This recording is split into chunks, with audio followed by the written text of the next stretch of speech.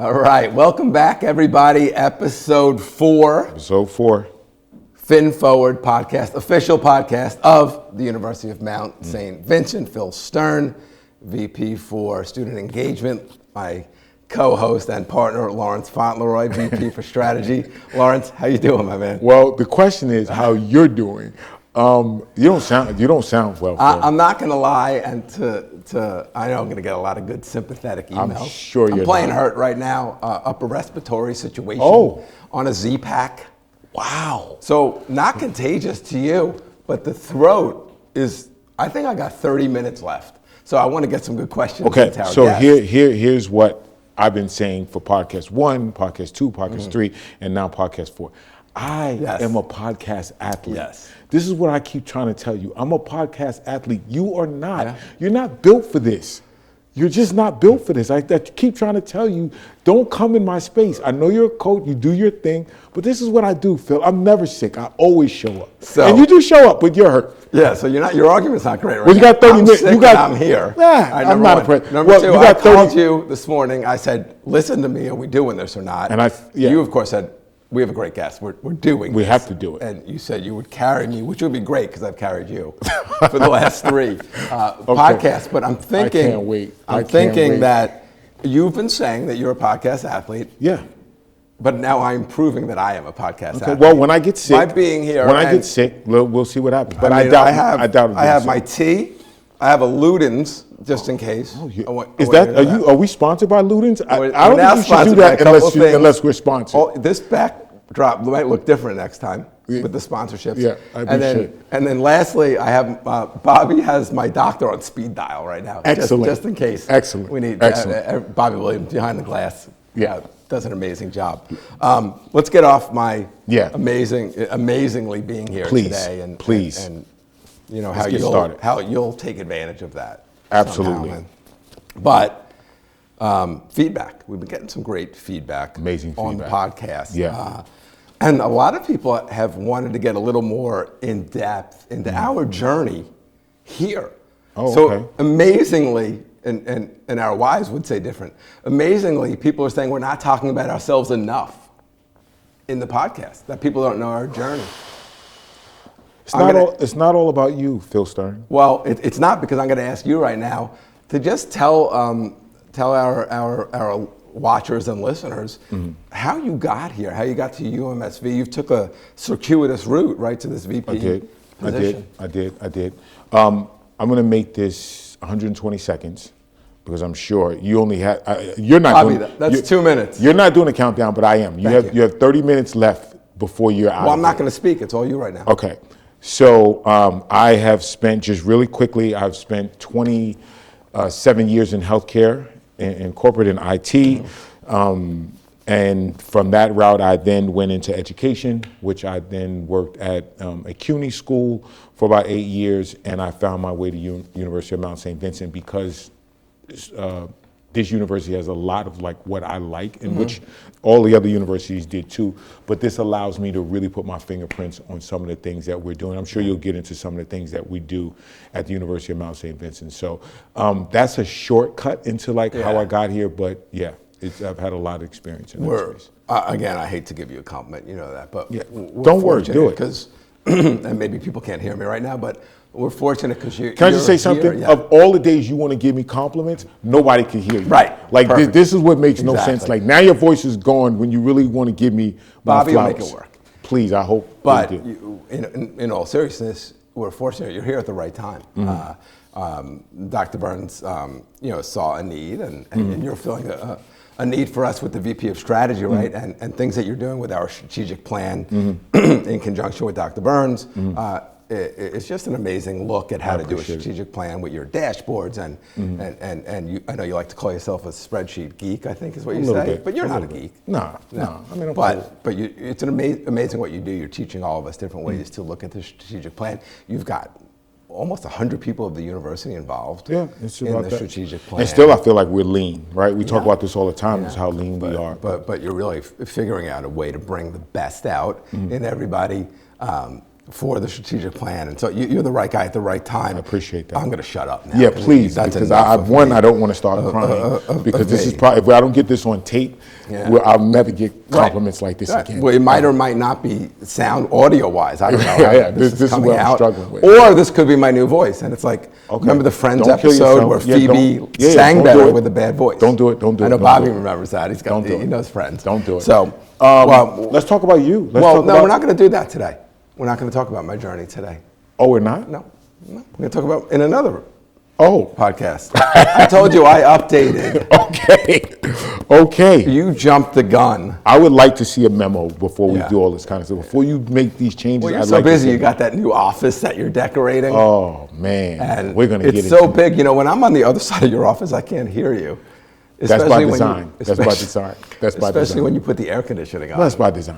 When you come in, I turn the air conditioner on and tell you to stand over there while Is I'm that the over there. strategy? Yeah, it's a little bit Is of that the strategy. That's what I do. So, but your new office is great. We're going to talk about my journey next time in the A block. Okay. I'm okay with that. And I let you off the hook because you didn't say a lot more about yourself that you could. I'm going to spend like an hour on my journey. Well, that's going to be on you. That's where we lose a lot of listeners. We'll see. That's where we lose a lot of listeners. We'll do a survey. Okay. We'll see. But excited about our guest today. Oh, I can't wait. Don't talk about him yet. Okay. But you did an amazing job here booking this guest. You're getting better. Like you're finally the last two guests. You're pulling your weight. Oh, really? Yep. Okay. Yeah. It gets better. It gets better. I want to hope. tell you. I mean, it's going to today. I booked our first guest, Dr. Burns, because I've known her longer than you. Okay. I booked our second guest, Q, That was good. because you know I'm the liaison with Dr. Bongiovanni to Q, and then you came through with Rocky. Hey, that's And what I did. we got great feedback on Rocky Bucano and the Hip Hop the Museum. Hip Hop Museum. Talk about the last time you went over there. Oh, I met Chuck D. I met the DOC. But what I really saw was just thriving community and how hip hop has really started in the Bronx and still lives in the Bronx. Yeah. Like it really, the roots still live here, and just the respect that the Bronx has for the legacy of hip hop. Sometimes I think it's hip hop is global, and that's what we talked about with Rocky. But when you see like where the roots are watered at, and what he's doing, and what Nikki is doing, and what their whole team is doing, and I'm sure our guest will talk. I'm sure our guest knows a lot about what's happening with the Hip Hop Museum, and so I just love the fact that we are so connected. In the Bronx, and this podcast is really about how we strengthen those connections. And so it was an amazing time I had. Took a couple of pictures. You know, I was a little fan of Chuck D and the DOC, and and then some local artists that were there too, and some community activists. So had a great time. That's awesome. And we're gonna get you're gonna make sure we're invited to the opening. 1,000%. Yeah. Well, I know I'm invited. Right. Yeah. I'll try to see if I can get you. Appreciate that you're thinking of me because you normally don't. Yeah. But now it's on film, like you said. I said you I'll will. try. So, okay. Good. Well, listen, I'm excited about today's guest. Yep. We're going to take a little break. I'm going to have a throat lozenge, drink a little tea. Please. We'll be right back with our next guest.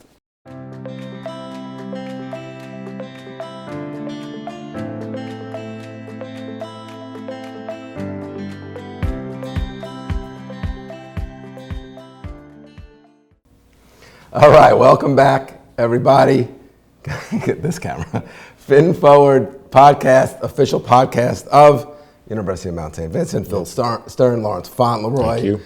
We have our guest, mic'd up, ready to go, sitting across from us. And of course, all of our viewers know we like to guess the walk-up song I love doing this of our guest. And it's something that we spend some serious time talking Big about. time. Usually on our commute. Usually we're on like a 6:45 phone call. You're showing off now that we talk 6:45 a.m. in the morning. Trying to help get everybody else off that early as well. There's only so much sports radio you can listen to at that time. So Lawrence and I have been talking about this. Lawrence is going to take control of this one and try to guess the walk-up song of our guest today. Right. So am I doing? Let's go straight to the walk-up song, and then I'll do the bio. We're not doing the bio yet. Have you forgotten the No. But sometimes, I'm preoccupied. Guess the walk-up song. I'm preoccupied with your. Bobby's ready back there. Okay, so I think because I know this person that we're getting ready to introduce, and like me, he's a Brooklyn native, and so with that comes a lot of pride, right? Within New York City, Okay. Like Brooklyn has its own pride. And look, I'm a Bronx in bed, love the Bronx, but Brooklyn has like a lot of pride. Okay. So I'm gonna go with because we're relatively in that same space. I'm gonna go with Biggie Smalls' "Juicy." Biggie Smalls. Juicy. I'm gonna go with Juicy, and I'm gonna let Bobby play that. To all the teachers that told me I never amount to nothing. To all the people that lived above the They buildings can't that see I our was guest. He's hustling smiling. on. I know he's like, you're Trying not to even make some close, money to feed my but he's daughter. smiling. He Listen likes, to- but this was that's it. the era. Yeah, that was the era. That was the era. So I think, and Bobby, let's bring our guest into the shot. I think There we go. I think, There we go. A lot of people just, how'd they get him? How'd they get him? And you're going to do the bio in a minute. Yeah. But a lot of people just probably said, they got a great guest again. Of course. How'd they do that again? Well, Lawrence They did got it, but go ahead. well, okay, Lawrence got a great guest. You see what I'm dealing with, right? Yeah. And so, first of all, Winston, thank you so much for being here. Absolutely. We're going to do your bio in a minute. All right, but happy to be here. Thank I you. love the humble brag of 6:45 in the morning. This is what I'm If saying. you want to be on a conference call with us, let us know. I know you're up. So thank you for being here. And tell us what we were right or wrong about your song. You're definitely in the vicinity. Okay. Oh, Okay. So you're in the vicinity. You're in the vicinity, but you're definitely wrong. We're in the vicinity, but we're definitely Shocker. wrong. We're in the vicinity. So nobody has given us that yet. Like that's. Yeah. We're getting better at it. We've been laughed at. We've been laughed off. Like so. This is. I can't wait to hear. Okay, Bobby. Play Bobby, it. drop it.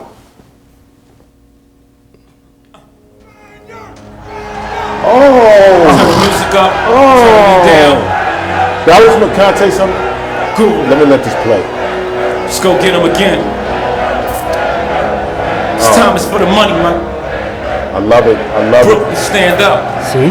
I'm You're in the vicinity. Never been in this good, but it's long, this hood. Can I dance one? Can I dance? Get over it. I was watching a podcast. Hold on. You can go anywhere you want. I didn't know this. You can go anywhere you want. He's trying to take a health break, but that's fine. You can go anywhere you want. So we're on in- the podcast. You're in the vicinity. I'm in the vicinity. You're in the vicinity, Brooklyn. But also, I think I thought it would have been obvious because what's happening this weekend What's happening this weekend is is true. Jay-Z Jay's going to be at Yankee Stadium. So it would have been. That was an easy It layup. was. I think where I got, and Winston is right. Before I go into his bio, it's because you and I have been talking about this for a while, Yeah. right? Getting on your schedule, and you've been busy, and so in the time Winston and I have been talking, I was already thinking of what's his walk up, right? And so like that's where B came. But he's right. I should have connected the dots on that. Well, so let me get into that. Continue the swing and the We miss. got 24 more minutes left, so let me get into Get the bio going. Let me It's a get great, okay. amazing bio. Winston, you know, as friends as well as just comrades, so to speak. I just want to give you your flowers. So Winston Peters is the president of the Bronx Economic Development Corporation, where he helps shape the future of economic growth, business innovation, and community partnerships across the Bronx, not just in specific places, but across the Bronx. He is a bridge builder between businesses, education, and community, working to connect industry and academia in ways that create real opportunity for Bronx entrepreneurs and local enterprises. And we'll talk a little bit more about the entrepreneur piece because that's so much in his wheelhouse. I've been in his shop just to watch how he operates in his entrepreneur lab.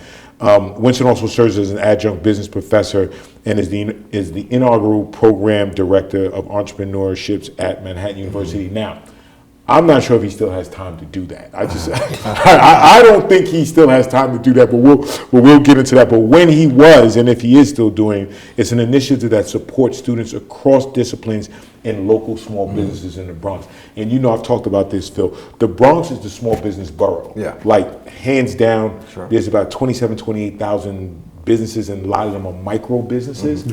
And so if my aunt is selling pies on Sundays to churches, she's a business owner, Yes. right? And so that's a micro business because she's not doing it 7 days out of the week. You like that? I like just that. giving you. I like how you're, because I once told you, explain things to me. Yeah, so Thank you. You Thank like you. that. All right, so for more than 15 years, Winston has helped entrepreneurs, engineering startups, Fortune 500 companies, and mission-driven organizations find creative and practical solutions to complex challenges. And I like to go off our bio a little bit, especially when I know the person. Him and I were just talking in my office just about some engineering and AI stuff we were talking about and exchanging ideas. So he's doing that just by default. With a background in civil engineering and business, he brings a rare combination of analytical thinking, creativity, and strategy to every space that he walks into. At the heart of his work is a powerful belief that Bronx has talent and is not waiting to be discovered. It is ready to be invested in, connected to, and scaled. Please join me, Phil, our audience, in welcoming Winston Peters, a leader, an educator, a strategist, and a champion for Bronx innovation. Well, thank you for having me. Absolutely. Glad to be here as well. Absolutely. We are honored to have you here. Absolutely. And it's funny because you've told me a lot about him. Yep. And just to set the record straight, I'm not busy. I'm always available. I'm always available. I'm always available. We might get him on that early morning call too. Yeah, Just to run some things by him. But go ahead, you start the questioning. Yeah, Winston, first of all, I'm gonna jump right into it. Talk to me about how important is storytelling in changing how people see the Bronx and how people in the Bronx see themselves, about that storytelling. So the way I'll start off is a quote from the CEO of Revolt, a gentleman by the name of Detavio Samuels, someone that I've known as well, and he said, "Storytelling got us into this mess. Storytelling is going to get us out of this mess." I love that. Storytelling got us into this mess. Storytelling is going to get us out of this mess. And so when you think about history from the beginning of time, stories were told for political reasons, for racial reasons. So storytelling got us into this mess. So storytelling has to get us out of this mess. So storytelling is a strategic tool to support and reframe and restructure the narrative of where the Bronx is and where the Bronx is going. And storytelling is a economic strategy as part of economic infrastructure that should be implemented into every and any business. Just to reframe, just to really promote to where the Bronx is and where the Bronx is going, because when you look at the numbers, the Bronx has the most NWBE businesses, minority women-based enterprise businesses in New York City, based on study from the NYC EDC. So how can we reframe, restructure, recontextualize the narrative through storytelling, which is important for the Bronx to do. Right, I love that. In Bronx businesses. That's great. That's a great quote too. We're gonna have to. Can you remember that quote? Absolutely. Storytelling got us in this, and storytelling have to get us out of it. That's great. That's the bottom line. Winston, what is one idea about the Bronx economy that you wish funders and investors and policymakers would stop believing? What would they stop believing? Well, before I answer that question, who thought of these questions? Me. Yeah. Okay. So this is how we do. Let me give you some. Let me tell you how the sausage is made. Depending That's on a great question. It is Right back. Depending on the guest. So if Phil has a guest, Phil's in charge of the questions. If I have a guest, I'm in charge of the questions. So these amazing questions are thought of by me. And then we have our requisite ones at the end that we do. Yes. And every guest. Yeah, I'll give you your IP credit when we get there. But that is a good question. Yeah. So these are my questions. I like the conflict. and so what I'll say to that is that policymakers, they lean into data. Data analytics, and people lean into stories.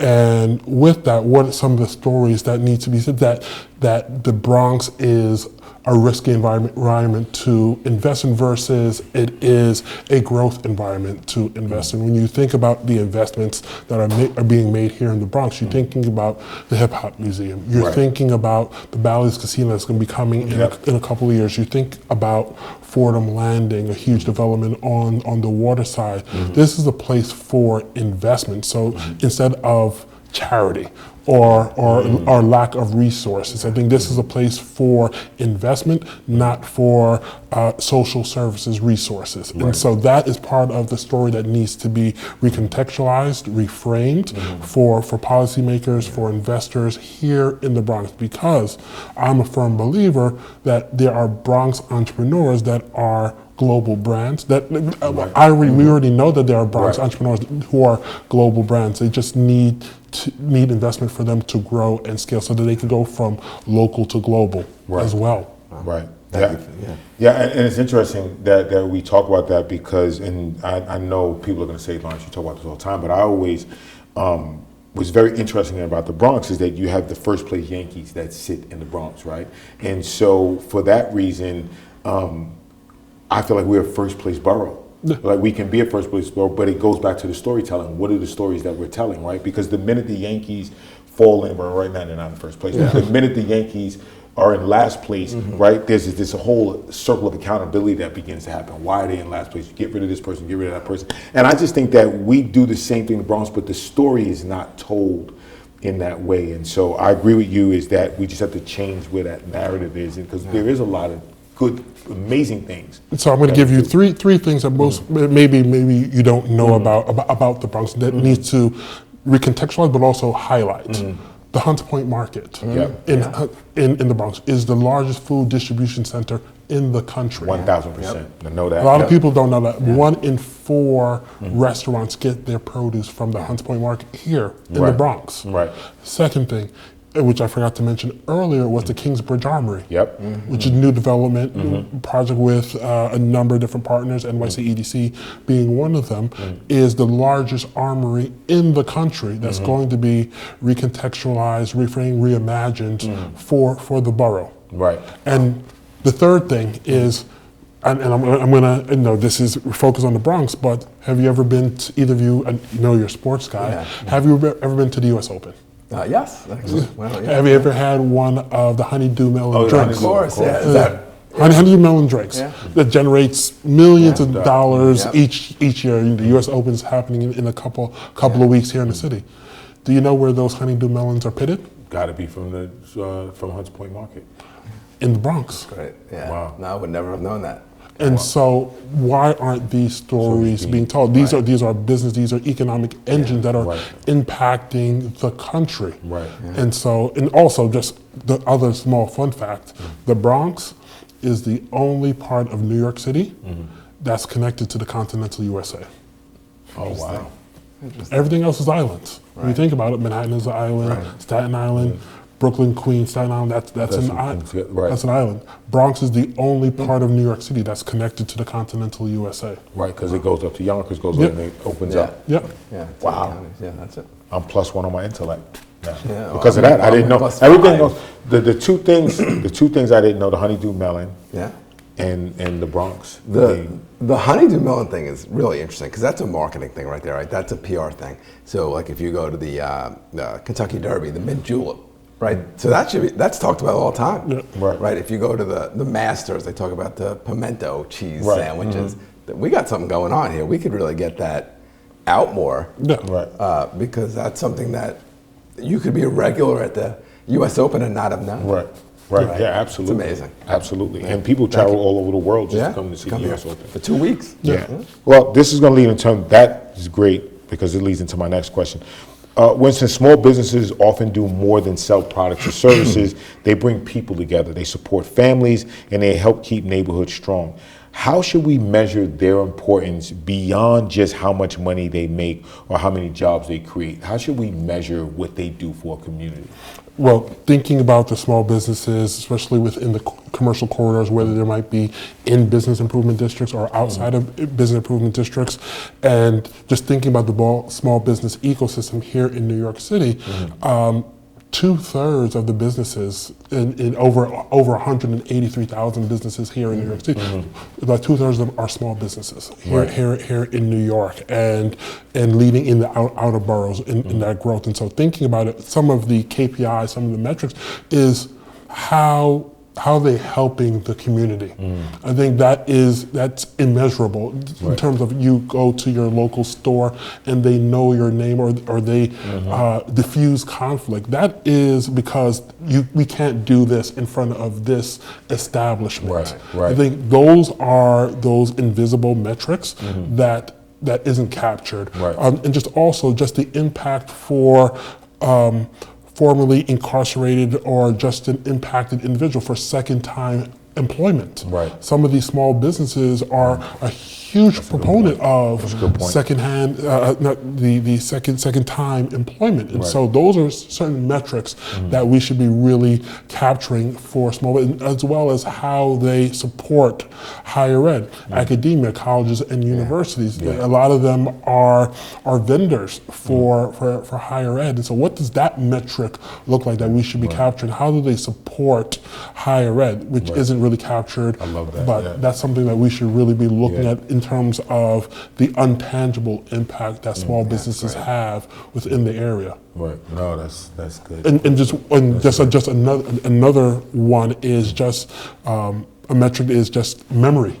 And so you think about, and having this conversation a couple of weeks ago was, if I say skate key, what do you think about?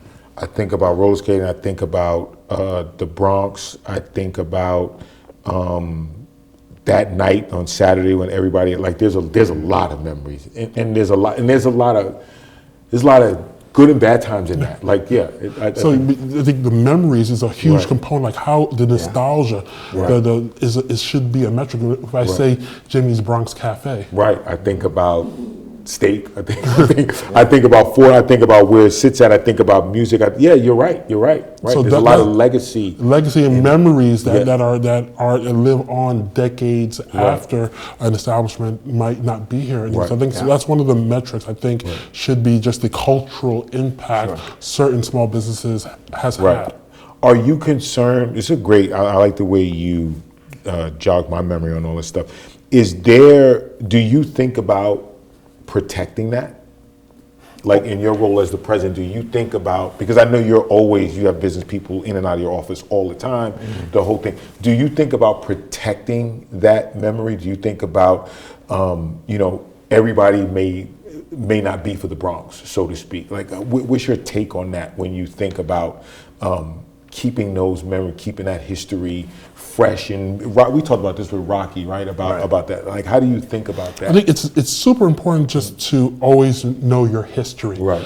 So that you don't have to recreate the wheel. Because there's probably someone out there in the Bronx thinking about, okay, wouldn't it be great if there was a roller skating ring? Like, there is history of this from Skate Key. Like, wouldn't it be great if there was this great music venue that's also a great restaurant? Oh, we have history of that. We've had Jimmy's Bronx Cafe where you would see Derek Jeter. You see all the Yankees. The Yankees there, as well as the Knicks, and a number of music artists there as well. And so I think it's important to always know the history so that you don't have to recreate the wheel. Know what worked, what didn't work, and how we don't repeat some of the same mistakes. So it's for me, it's always important just to know what's current, where we're going, but also know our history so that, okay, this is a proven model, this worked. And I'm saying why it might have faded away. Like we remember Blockbuster. And understanding what didn't work with them. We remember BlackBerry. I think we all probably had a BlackBerry. Of course. Still in this mind. We loved BlackBerry, right? We all did. But it wasn't useful, right? It wasn't to some extent. Just technology always wins in some way or form, right? I think electricity beat out the candle. Well, technology leads to my next question. Yeah. So go for it. Your bio says, and your bio's amazing, you're helping students, entrepreneurs, and creatives move faster, think smarter, right? And it's amazing what you're doing for everybody. So with AI, automation, and constant change happening all around us, what does think smarter look like for the Bronx business owner? Thinking smarter is knowing what tools to use, not just using it just because it's there. AI is being thrown out every 25 times a day, Right. but it's like, what tools is going to help me get to the next place?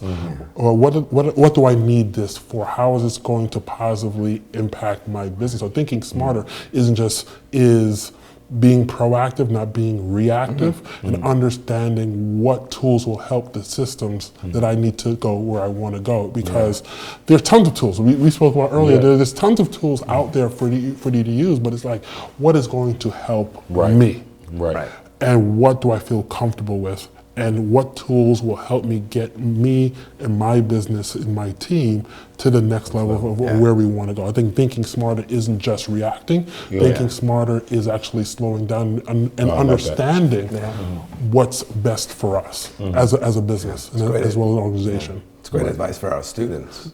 Oh, it's amazing. Because there's so much being thrown at them, right? Like, you know, where do they turn next? What should they? What's the hot new thing? But to be smart about it is the most important thing, right? And also what I'll add to that is having foundational understanding of what you're looking for. It's great to use the tools, but if you don't have foundational understanding, is how are you going to either confirm or debunk what you're looking at with these tools? Yeah, that's true. And for me, thinking smarter, thinking faster it isn't about critical thinking skills. I know this might be controversial. It isn't about critical thinking skills or problem solving skills. I think it's taking it back, getting more empirical is, and I'm going to age all of us here. I'm going to age all of us. It's getting to. We're the same.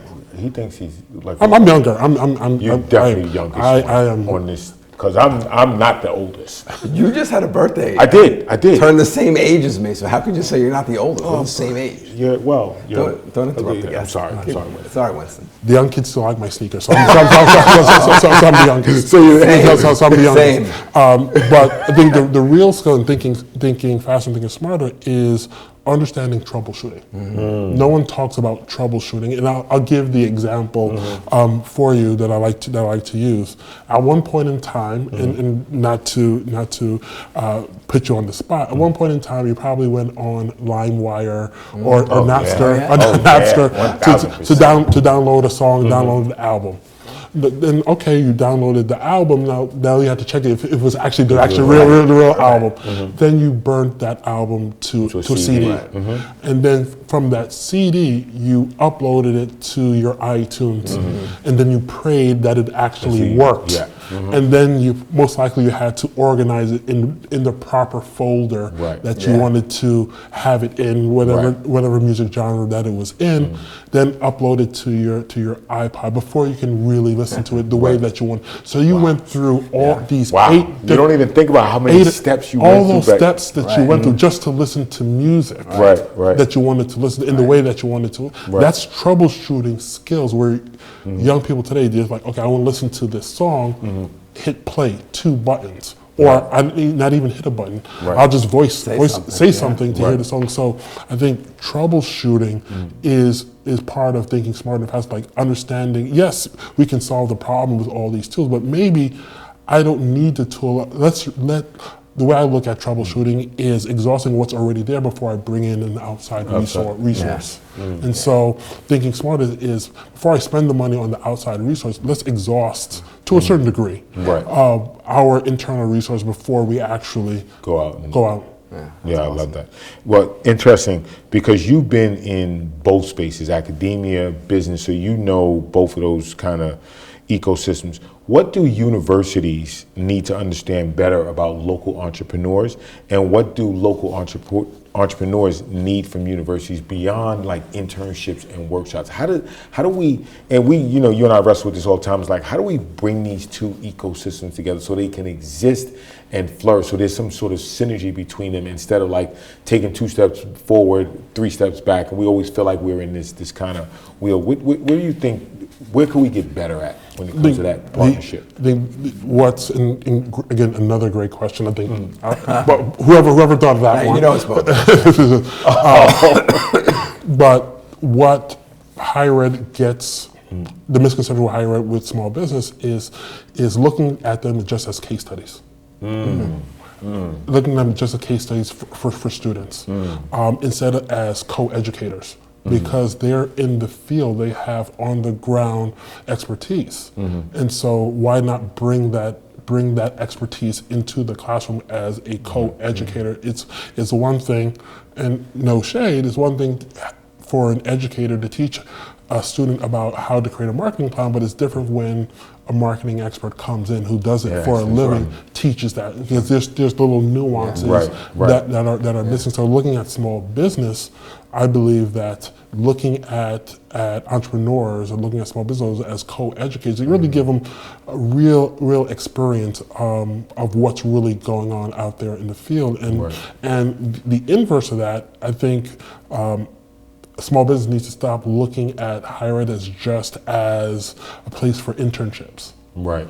And really look at higher ed as a place for R&D, for ideas, new services, new products, through the intelligence of the student body. Like, how can we develop new products and services for these entrepreneurs so that it can have this symbiotic relationship?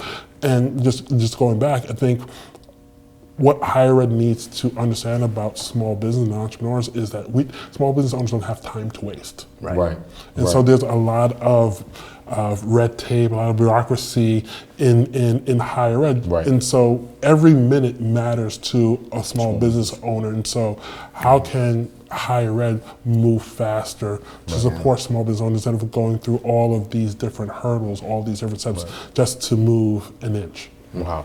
That's a great answer. I think that's a great answer. And do you also, just to piggyback on that a little bit, Winston, is should small businesses look at this as a new workforce too? I know we talk about like this internships, right? And that, this is free work, right? So oftentimes what higher education do is they'll pay the stipend for the students.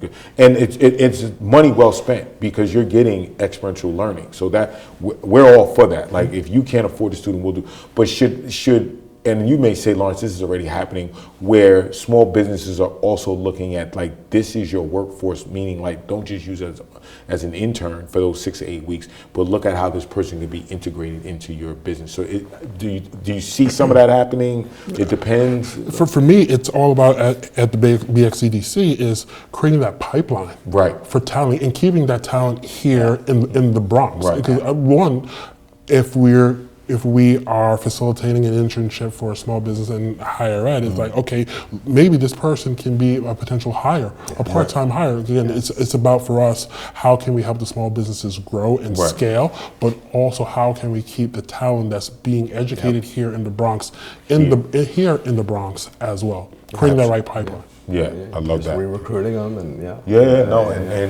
it's something that, I want to get better at here, right, is that we have these pipelines, that we create them, and that we just don't do one-offs, and that we do something. So when BXEDC says, I need a marketing person, bam, they come into our port. I got marketing majors, I got computer science majors, and we just roll. We have the talent. Come to us, for sure. Winston, where do you see the biggest opportunity for UMSV and the BXEDC to work together in a way that helps students succeed, supports Bronx businesses, and can help financially over time? I think we already just answered. I think we kind of just it's creating the right pipeline. Again, it's great. Again, all the higher ed institutions, colleges, and universities here in the Bronx is great, but all that talent goes into the other boroughs, goes into Manhattan or Leeds. Like, how can we maintain the talent that's being educated, being nurtured here in the Bronx? Because you look at what's happening at Bally's Casino. That's going to be a couple hundred jobs there, all different types of marketing, business development, all these different roles there as well. You look at what's going on with the Hip Hop Museum. Those are jobs. Those are new jobs as well. So how can we, again, they're already here in this ecosystem of the Bronx. They already know the landscape. They already know the neighborhoods. How can we keep that talent here and create the right pipeline so it's seamless? Because now it's understanding cultural nuance is important. So having a job or hiring someone from from Brooklyn, Right. working in the Bronx. There's a little bit of there's absolutely, nuance you have to understand. Absolutely. So if you're here for 4 years, you've gone out, you hung out, you understand different dynamics, you understand the different cultural groups. How can it'd be an easier, in my opinion, it'd be an easier transition for a role here in the Bronx because you've already been here for 4 years and you lived it. Yep. Good. I love that. Winston, when you think about the Bronx 10 years from now, what would you say? We did not just grow the economy; we grew it the right way. Talk about what do you see? And I know that this is something that you think about all the time, as far as like where we're going as a Bronx. And you're one of those stewards of this borough. What do you see in 10 years? For me and the work that we're doing at the BX EDC is really breaking down the silos. Breaking down the silos of higher ed, small business, solo entrepreneurs, cultural institutions, other institutions. Like, we need to start talking more together for more collaboration, more network effects, as well as with the other non-for-profits as well. Like, we need to have more dialogue, more conversation, because there are a lot of organizations doing similar work. And how can we really collaborate and really understand what the left hand is saying to the right hand, so that we can have more impact as well. Again, understanding that higher ed has a role, small business has a role, anchor institutions, the big anchor institution, you think about Montefiore, has a role. You think about the cultural institutions, you think about the Bronx Zoo, you think about they have a role. You think about the Bronx Children's Museum and they have a role as well. But also you think about those solo entrepreneurs that you might not know about. They have a role as well. And how can we really have a real conversation, as well as, I can't forget, the elected officials. They have a role in this conversation as well. How can we all have real dialogue to really understand what's going on and break down those silos so that we can really have impact? And for us at the BXCDC, again, understanding that data moves policymakers and stories really ignite people. Like, our job at the BXCDC is to combine the two for impact. I love it. These two words, silo and collaboration. You cannot collaborate when you have silos. So people don't understand the silos have to come down prior to the collaboration, because the collaboration doesn't exist then. And it's on a campus, it's throughout a borough, it's elected officials in universities, it's universities and businesses. You have to collaborate, you have to knock down those silos. That's the best answer for me, at least on this podcast. No, he's right. There. And I think it also goes back to how we open up this conversation about storytelling, right? And then, so there has to be some storytelling, right? Because you know how people get defensive when you start talking about silos, or I'm trying to play in the sandbox, and I think it goes back to the storytelling, right? Like, the storytelling got us in this mess. How do we get out of the storytelling? So no, it is this great answer, and I think there needs to be some storytelling around how we get out of these silos. And to your point, right? We can't be crabs in a barrel. Like, we trying to move this borough forward. So I totally agree. He already used the quote. He already used it. He's learning. He's learning. Thank God you're here. +2 on my intellect. Yeah, he's learning. Thank you, Winston, for that. This is Phil's question. This is my question I think about all the time, and I ask every guest. And in my early career as a basketball coach, I didn't really have a mentor. I was just kind of throwing things at the wall. We could tell. Seeing what stuck. But this is my question. and so, what I ask all the guests, because it's fascinating to me, if you were your mentor early in your career, what advice would you have given yourself? This is going to be controversial because of where we are. Grades are important. Grades are only important for 3 things. Grades are important to get into college, to maintain your scholarship, and then if you want to go to grad school. Outside of that, grades don't really mean anything. So there is a. But you still should pass the class. I just want put on. For this answer, stay in your silence. But what I would say is, grades are maintaining your scholarships. Yep. If you want to go to grad school, and getting into college. But outside that, grades, I've never been asked what was my GPA.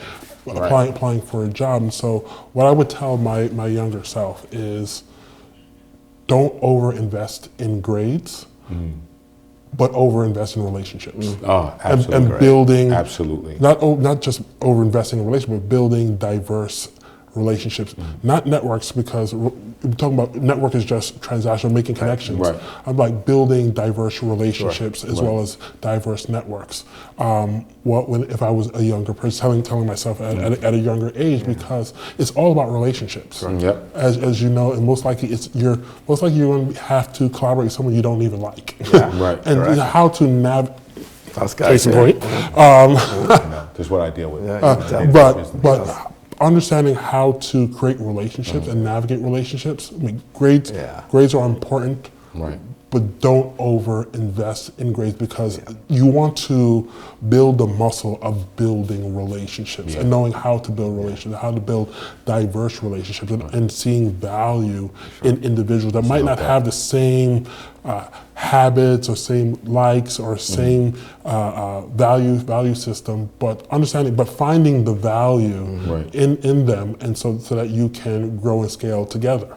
Right. That's a great answer. It's an amazing answer. And Thank you for that. I actually think, and I know how you and Phil feel about this, but I actually think relationships are the new currency.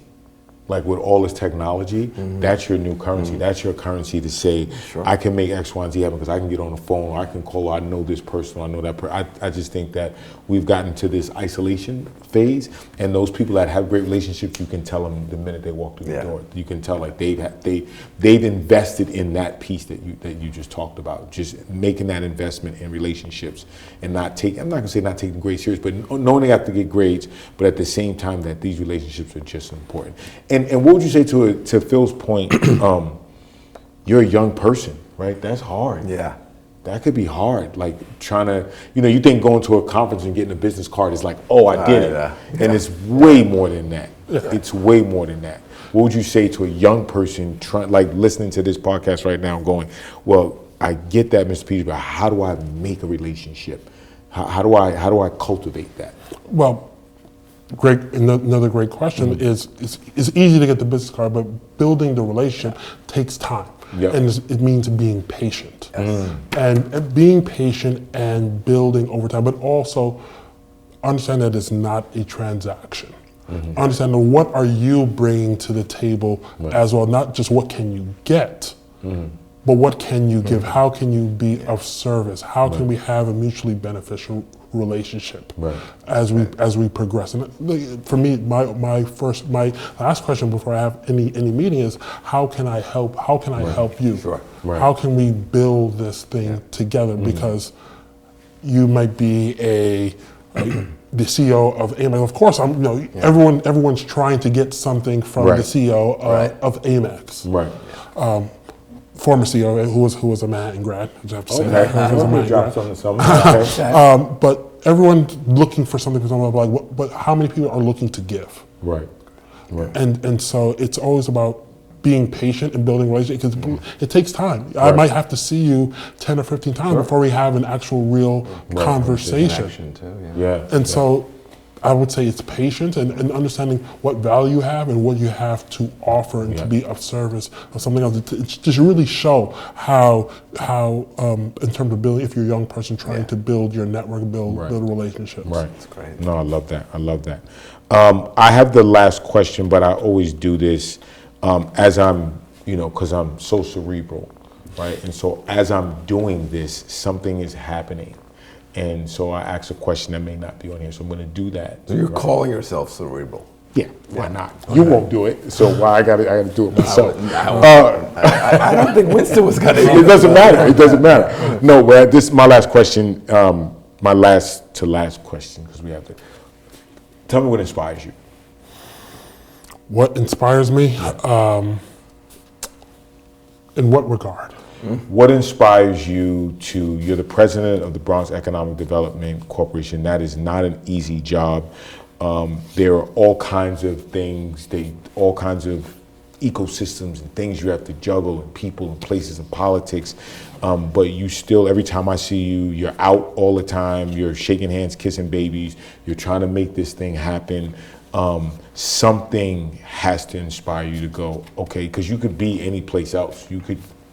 You have the credentials to go any place else, but here you've said, I want to make a difference here. And we just talked about that, how this looks over the next 10 years.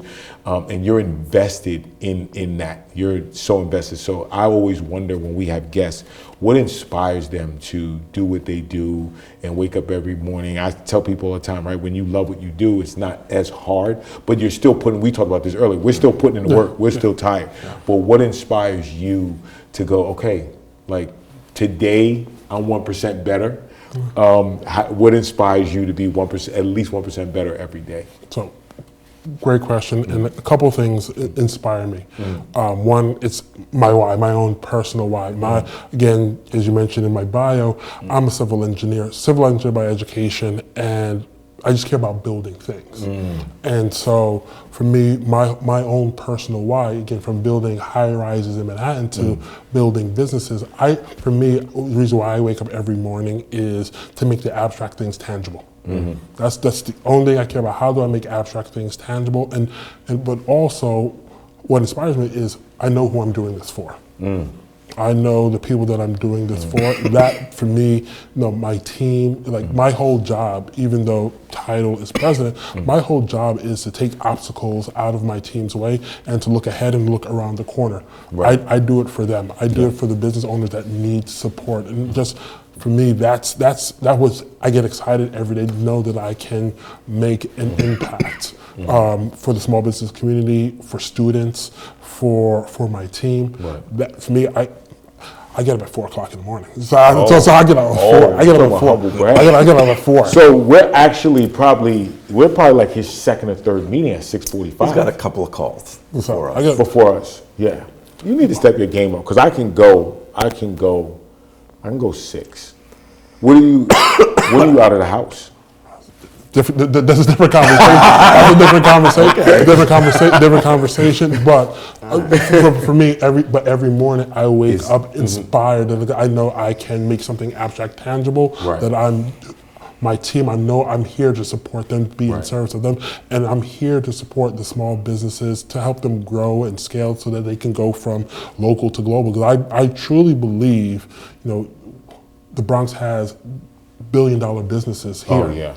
1,000%. That the world doesn't know about. Right. And so for me and the BXCDC, our job is to find them, support them in all of the resources that we have so that the world can see them as well. Yeah, I love that. That leads right into your last question. Yeah, last question, Mr. Who should be our next guest on this podcast? Who do you think when you think about? Okay, so definitely a small business owner. Okay. A small business owner. I have a couple in mind. I think for sure there is this clothing brand called Wisdom of Age. Okay. A business owner named Shannon. I forget his last name off the top of my head. Who's doing amazing things here in the Bronx. Okay. He won the BX Factor, our pitch competition, and just highlighting Bronx businesses that might not be in the mainstream or conventional mainstream, but doing impactful work, and also working within the education system as well. He's definitely one person that definitely comes to mind that should be one of your next guests. Yeah, that's great. Love that, and I'll circle back with Winston because that's going to be. We're going to do that. This has been amazing. Amazing. This is a great guest, Winston. Thanks for getting deep with us too, because some of those, like you said, these questions are. Lawrence put some thought into those. And did you use AI? I did. Okay. I did. Right. At least you're honest. But here, in using my tools, I have to know this man. Right. And I know Winston. We've known each other for the last 4 or 5 years, so I know where he's thinking, how he's thinking about it. I've been to his entrepreneur lab when he was. Are you still doing Manhattan? Because you. Some Manhattan. Do you have the time for the lab still, the entrepreneur? And this goes back to who are you doing this for? Right. Who are these for? Like, how can we create the right pipeline for students? How can we help them move faster and smarter? How can we break down the silos? Right. So that's the work. That's the work. That's the work. Yeah. So he'd make sure. No, and so to talk about the questions a little bit. Like I've been in his Manhattan at University of Manhattan and saw his entrepreneur lab, and we talked about collaboration. We love talking about people who have kind of broke the barriers and done different things. So I knew going in, obviously I have my tool, right? I call it my intern. My AI is called Harvey, right? Short for Harvard. I know I got to just, but it's my intern, but obviously I have to plug in. What do I know about Winston? What is he doing? Where I think he's going? And so hence this how I come up with the questions. Yeah, I mean, because of your relationship, you know how to prompt it. Right, absolutely. Good. So it was certainly worth it. Thank you so much for this. Yeah. And thanks for taking the time to come to campus today. And I'm sorry Phil's under the weather. It's the work. Yeah, it's the work. And I'm sorry he's under the weather. Yeah, I'm You fighting got through this for 1 you. hour left. If Just know Lawrence sounds like this, he's not even showing up today. I'm showing up for the work. It was an amazing podcast, and thank you, Phil, and thank you, Winston, because I think both you guys brought my level of intellect up. I'm going to give you your flowers on that. I know he did. Yeah, 1,000%. I'm giving you -1. Again, but anyway. thank you again to Winston, and we'll be right back, and we'll talk about what's happening at the Mount.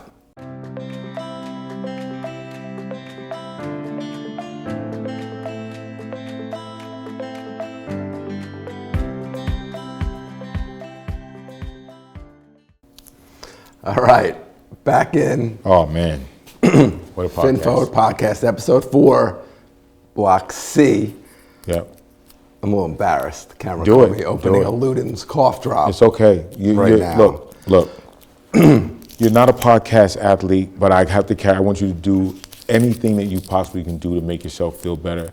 We're almost there. I know you said you had 30 minutes to do this. We're on minute 28 and a half. And so for me, it's like, I don't want Bobby to catch you falling out on the podcast. So if you need to take Ludens, which I think we should talk to them about sponsorship, but if you Right need above to the Dolphin.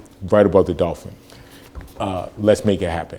I got a couple minutes left in me because there's so many. All right, I'll be quiet. Go do it. There's so many great things happening at the Mount. First of all, let's recap that guest. Yeah. Winston was amazing. Yeah. Again, thank you for finally doing some good stuff. Whew. Yeah. Was he everything you thought he'd be on the podcast? Oh, I've known Winston for some Yeah. years, so I know that he was going to bring it. Absolutely. And his job has gotten bigger, and there's a lot going on here. Yeah. It's a lot going on. The answers are really in depth. He really cares about the borough. Yeah. From students to, he's talking about elected officials, students, universities, Entrepreneurs. businesses. Yeah, covers the whole gamut. And so it's really exciting, for me to meet him actually, and then hopefully meet him at other events. Absolutely. In the Bronx. Absolutely. So thank you thanks to Winston, and thanks to you for bringing him here. No worries, Phil. You got 1 minute left. Got a lot going on campus. Saxby's construction's underway, first floor of the library. Talk about Saxby's. What is Saxby's? Student-run coffee shop. On our campus. That'll be on campus in the library, second floor of the library. As you know, we're turning the library into a student center. Right. So it'll be on the first floor.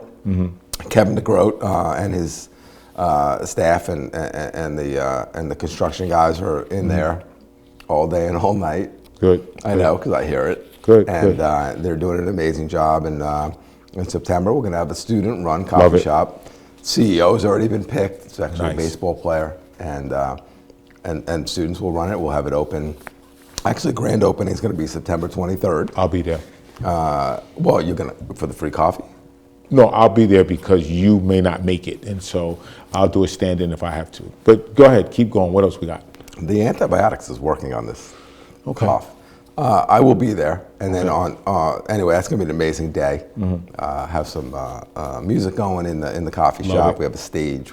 It's gonna be open late. You go to a soccer game, basketball game. It's gonna be open after for people to go hang out. And the second floor of the library is becoming a student center. We've already rebranded it. It looks amazing. I've seen it. So our students are excited. We had our first day of orientation. DeMarcus Williams and his staff did a great job running that. We had 135 students and their families and loved ones there. Campus was rocking. I want to talk a little bit about something you got going on with the Tech and Trade. Yeah. So we are in partnership, and I can't reveal everything quite yet, but we're in partnership and soon we should be revealing real soon about our partnership with the trades, and offering trades on the campus and wrapping that around with degrees. And look, I'll tell you some quick numbers.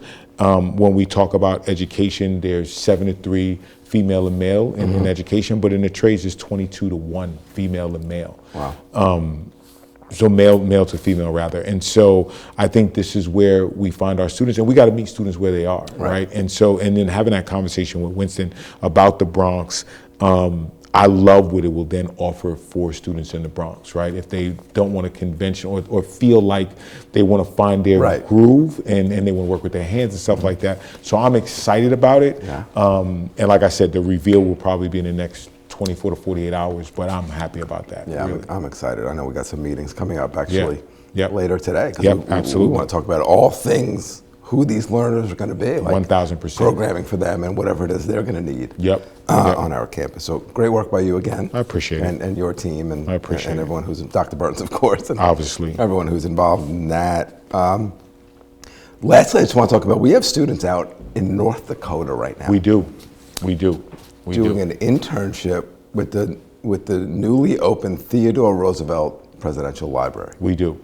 Mm-hmm. There are amazing videos online, or articles being written about I think we have 5 students out there. Kevin DeGroat did a great job of picking some students and getting them involved out there. Kevin actually went out there. I know. He's going again this summer. Yeah. And they're getting an experience that you can't get anywhere else. Right. Well, this is what, when we were talking to Winston about, is that, that experiential learning is something that it has to happen, right? Like, we have to bring executives into the classroom.